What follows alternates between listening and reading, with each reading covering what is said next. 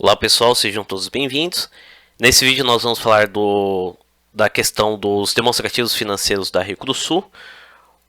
Saiu a apuração do quarto trimestre do ano de 2020, então agora a gente vai fazer a análise real, utilizando os dados reais, compatíveis o que está no demonstrativos financeiros da empresa. Eu já fiz um vídeo anterior a esse. Eu vou deixar o link aí na descrição, que eu vou falar porque a Rico do Sul é uma empresa que me pediram aqui no canal para analisar, que ela está passando por um processo de recuperação, ela passou por um período de recuperação judicial e ela está tomando umas atitudes através da historinha lá, historinha entre aspas, né, que eu peguei todos os fatos relevantes da empresa que foram divulgados pela empresa e eu expliquei, eu organizei uma ordem cronológica, tá um artigo até nesse blog aqui que eu vou deixar o link também dos balanços para quem quiser dar uma olhadinha, tá muito interessante, que fala todo do plano de recuperação da empresa, quais foram as atitudes que a empresa está tomando para poder passar pelo processo de recuperação, os 2 anos que a empresa não vendeu nada, ela vendeu os ativos fixos que a gente vai analisar aqui graficamente nos gráficos demonstrativos financeiros, e está muito interessante, a gente consegue entender o que a empresa está fazendo para poder estar se recuperando, estar se reerguendo, e está bem interessante e é bem legal o processo, como que a empresa está apresentando recuperação. Bom, vamos falar um pouquinho aqui, vamos começando pelo balanço patrimonial. Balanço patrimonial da empresa, a gente consegue expressar aquele graficamente, ou seja, que a gente consegue verificar a questão do ativo, passivo e o patrimônio líquido da empresa. Então aqui a gente consegue verificar a evolução do balanço patrimonial da empresa de 2011 a 2020. Bom, como que a empresa aqui está com a saúde financeira um pouco limitada, a gente consegue ver um aspecto que é negativo, que é o ativo total, que é representado pela barra azul, o passivo total, que é representado pela barra laranja. O passivo total são as obrigações que a empresa tem a pagar a terceiros, e a barra cinza aqui é o patrimônio líquido, é o dinheiro que foi investido pelos sócios e acionistas. Está numa situação um pouquinho delicada ainda em relação ao balanço patrimonial da empresa, porque o nível de ativo da empresa, que são os bens e direitos, ou seja, a parte positiva que a empresa tem direito a receber, está bem inferior, sempre foi inferior do período estudado aqui de 2011 a 2020 em relação ao passivo total. Ou seja, a empresa tem mais obrigações a pagar do que bens e direitos a receber, e o patrimônio líquido ainda está negativo, ou seja, o volume de endividamento da empresa foi tão grande que corroeu, ou seja, consumiu todo o dinheiro que foi investido pelos sócios e acionistas. Então a situação ainda patrimonial da empresa ainda é uma situação um pouquinho complicada. Bom, vamos falar um pouquinho do ativo realizável. O ativo realizável são os bens, é o total do ativo menos o ativo imobilizado e o ativo intangível, ou seja, que a gente só tem um ativo que tem como finalidade ser transformado em dinheiro. Bom, em 2011 a 2013 foi muito bom para a empresa, porém a empresa vem passando um período de pagamento de dívidas, diminuiu muito esse ativo realizável da empresa em 2014 e 2011. 2016 aumentou um pouquinho, 2017 chegou num patamar interessante, e 2020 aqui, de 2017 a 2020, está praticamente no mesmo patamar de ativo realizável.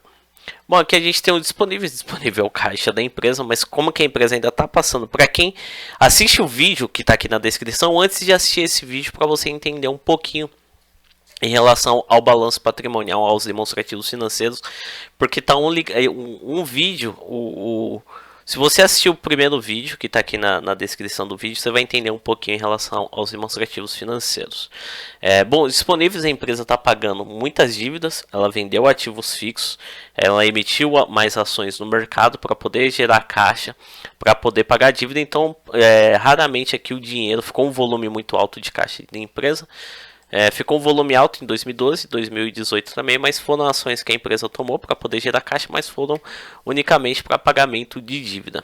Só em 2020 aqui, 2019 e 2020 aqui que a empresa conseguiu acumular um caixa, por questão que a empresa começou um processo de recuperação de 2018 a 2019 em relação a uma recuperação De 2018 a 2020, começou a apresentar uma recuperação operacional, começou a aumentar suas vendas, começou a ter venda de novo, que a gente vai verificar em relação ao DRE.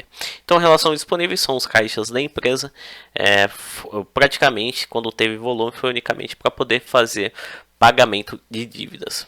Bom, a gente tem um volume de clientes da empresa, que é as promessas de pagamento de clientes no período de curto a longo prazo. A gente consegue avaliar que de 2011 a 2013 vinha numa crescente, porém em 2014 aqui despencou. Praticamente a empresa começou a diminuir o nível de produção em 2015, 2016 e 2017 a gente vai verificar que a empresa não vendeu nada, e 2018 aqui a empresa começou a retornar sua questão operacional e voltou a ter um volume de vendas de 2018 a 2020, e esse volume vem em níveis crescentes, isso é muito bom. 2018 a 2020 da empresa está apresentando bons números e uma boa recuperação da empresa. Bom, volume de estoques. Esses aqui são os volumes de estoque da empresa. 2015 a 2013 tinha um volume muito bom, porém despencou aqui em 2014. De 2014 a 2018 a empresa tinha um volume muito pequeno de estoque e começou a apresentar recuperação em 2019. Em 2020 aqui a empresa voltou a ter estoque porque ela voltou a produzir, então teve o volume de estoque dos implementos rodoviários e teve a compra também da Max Brasil, que ela adquiriu uma empresa de fabricação de tratores agrícolas, então aumentou também o nível de estoque da empresa. Então contribuiu, então a questão de 2018 a 2020 a gente consegue confirmar através dos demonstrativos financeiros que está sendo muito positivo. Bom, a gente tem o imobilizado da empresa, ou seja, são os ativos fixos, são os prédios, os veículos da empresa que ela utiliza para que ela possa funcionar, né? Bom, a gente consegue avaliar que de 2011, bom, como a empresa se endividou muito, ela conseguiu através dos seus ativos fixos ou imobilizados, efetuar vendas desses ativos imobilizados para poder gerar caixa, para poder honrar os seus compromissos com terceiros, ou seja, suas dívidas. Então ela veio vendendo esses ativos de 2011 até 2016. Em 2017 ela efetuou uma venda muito grande dos seus ativos fixos, então ela ficou com um ativo fixo bem pequeno de 2017 e 2018. 2016 e 2017 foi um período que ela não produziu. Ela vendeu esses ativos fixos para ela poder gerar caixa. 2018 ficou no mesmo patamar de 2017 e 2019 ela comprou aqui. Foi confirmada a compra da Max Brasil, então aumentou um pouquinho do volume de ativos fixos da empresa, mantendo o mesmo patamar em 2020. Bom, então a gente já consegue analisar aqui que pelo menos de 2019, de 2018 a 2018 a 2020 foi interrompida a queda dos ativos imobilizados, ou seja, a empresa não teve mais a necessidade de vendas dos seus ativos imobilizados e a empresa começou a apresentar recuperação, começou a retornou voltar a ter caixa através de vendas dos seus produtos, ou seja, através do operacional da empresa, a empresa começou a ter caixa sem ter a necessidade de vender os seus ativos fixos. Bom, vou falar um pouquinho do passivo. O passivo é as obrigações que a empresa tem com terceiros. Vamos analisar aqui o passivo circulante, que é a dívida a curto prazo em relação à dívida a longo prazo.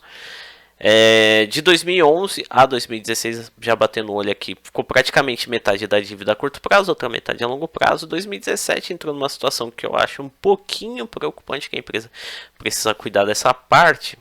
Não, perdão, eu falei besteira aqui. Aqui a situação de 2017 a 2020, a questão do passivo da empresa está bem gerenciado, porque a maior parte das dívidas da empresa ela conseguiu negociar e jogar para longo prazo, e o menor volume de dívida está no período de curto prazo. Ou seja, então a empresa, como que ela está a partir de 2018, as vendas delas voltaram, né? Então ela vai ter caixa, há uma grande probabilidade da empresa conseguir organizar suas dívidas, gerar caixa, fazer seu estoque girar, e de 2018 a 2020 o volume de vendas da empresa vem crescendo, que a gente vai acompanhar no DRE, demonstrativo do resultado do exercício. Então há uma grande probabilidade de estar aumentando o nível de volume de clientes, ou seja, promessas de recebimentos de clientes no período de curto a longo prazo, ou seja, promessas. Já dá para a empresa fazer uma projeção de caixa e futuro, e consegue honrar essas dívidas aí com tranquilidade para que a empresa não volte a entrar em recuperação judicial. Então, o ideal aqui de 2017 a 2020 a gente consegue ver um cenário ideal que o menor volume da dívida está no período de curto prazo, ou seja, a empresa, a menor parte do volume da dívida está para ser paga no período de 12 meses, ou seja, no período dentro de um ano, e o maior volume da dívida está alocado acima de 12 meses, ou seja, no período de longo prazo. Então a questão do passivo aqui, principalmente de 2017 a 2020, está num cenário muito interessante para a empresa. Bom, vou falar um pouquinho dos empréstimos da empresa. Aqui a gente tem os empréstimos a curto prazo e a longo prazo. A empresa passou um período muito complicado, por isso a gente já consegue bater o olho aqui, já consegue analisar que a dívida a curto prazo da empresa sempre teve o maior volume, principalmente de 2011 a 2015, por isso que a empresa teve que correr para poder gerar caixa, para poder honrar esses compromissos, e o menor volume sempre foi no período de longo prazo. Então a empresa ficou numa situação muito delicada, principalmente de 2011 a 2015. Ela teve que vender seus ativos fixos para poder honrar, para poder pagar essas dívidas. Diminuiu esse volume em 2016. Se ela não pagou, ela meio que congelou essa dívida em 2016 e levou para 2017. Ela pagou essa dívida. 2018 ficou zerada, ela não teve dívida nenhuma, porque o crédito, porque uma empresa que está em processo de finanças delicadas, ela está voltando a vender agora, então o volume, ela não tem crédito no mercado. 2019 e 2020 que ela voltou a aumentar o seu volume de vendas, começou a trazer retorno financeiro operacional, ela conseguiu aqui captar uns empréstimos e financiamentos a curto prazo, mas bem pequeno em relação aos períodos anteriores. Ainda a empresa não está com tanto crédito no mercado ainda para fazer aquisições altas de empréstimos e financiamentos. Bom, a questão do patrimônio líquido da empresa ainda está negativo, está numa situação preocupante ainda. O pior período aqui foi entre 2014 e 2017, porém aqui em 2018 aqui a empresa diminuiu um pouquinho a questão do patrimônio líquido negativo. 2018 a 2020 aqui está praticamente no mesmo patamar. Bom, aqui a gente vai falar um pouquinho demonstrativo do resultado do exercício, que são os resultados da empresa, que são as vendas, os resultados, teve lucro ou prejuízo. Começando aqui pela receita líquida, que é as vendas líquidas da empresa. Bom, a gente consegue avaliar que ela teve um volume interessante de vendas de 2011 a 2013, porém em 2014 foi uma situação muito ruim operacionalmente para a empresa, caiu muito o volume de dívidas da empresa. 2015 a 2017 praticamente ela não vendeu, praticamente a empresa ficou inoperante, mas ela começou a apresentar sobrevida em 2018, aumentando o volume de vendas, ela começou a voltar a operar novamente.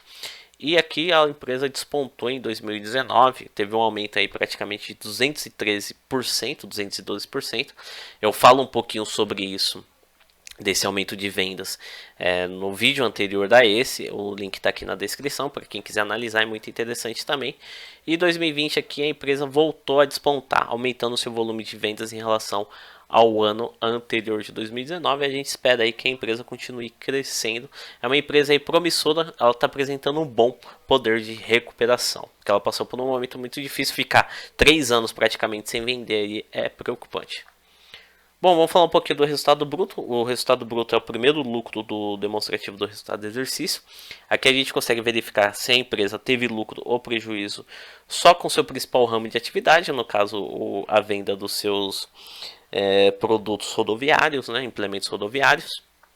Bom, 2011 e 2013 até então operacionalmente para a empresa foi muito bom, porém em 2014 aqui praticamente a empresa não vendeu, ela não teve nem vendas nem custos, e 2018 aqui ela voltou a operar, começou a ter operações, das suas atividades, então ela voltou a ter vendas, começou a ter lucro bruto novamente, voou aqui a questão das vendas da empresa em 2019 e teve uma lucratividade muito boa, principalmente em 2019 e 2020.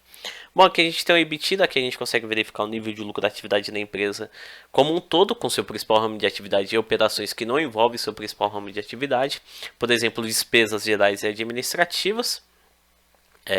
Outras receitas que entram no caixa, mas que não está ligado ao seu principal ramo de atividade. Bom, a gente consegue avaliar aqui que a empresa sempre teve um EBITDA negativo, ou seja, de prejuízo de 2011 a 2018. Porém, diminuiu essa distância aqui em relação ao prejuízo do EBITDA, diminuindo o prejuízo em 2018, tendo um pequeno lucro em 2019 e aumentando esse lucro em 2020, mas já apresenta, pelo menos no período estudado, 2019, os dois últimos anos aí, 2019 e 2020, a empresa já começa a ter pelo menos um pouquinho de lucro em relação ao EBITDA. Isso já é um bom sinal, quer dizer que a empresa já está indo, tá saindo do fundo do poço e está começando a alcançar a superfície. Vamos falar um pouquinho do resultado financeiro. Aqui são as operações que a empresa perde no mercado financeiro. Aqui são os juros que ela paga em empréstimos e financiamentos, variação cambial e investimentos que ela faz na bolsa de valores investindo em outras empresas e rendimentos de investimentos em renda fixa. Bom, em relação ao resultado financeiro, a empresa sempre teve prejuízo. O pior período aqui foi em 2014, a despesa foi muito alta, o volume de despesa, e começou a diminuir esse volume aqui de 2016 a 2020 aqui, quase que a empresa não teve o volume de despesas financeiras em 2020 foi praticamente nulo, já está chegando perto da superfície, também apresentando recuperação e controle das despesas financeiras da empresa. Bom, aqui a gente tem a última apuração de resultado no demonstrativo do resultado do exercício, que é o lucro e prejuízo do período, é o lucro líquido ou prejuízo líquido, né?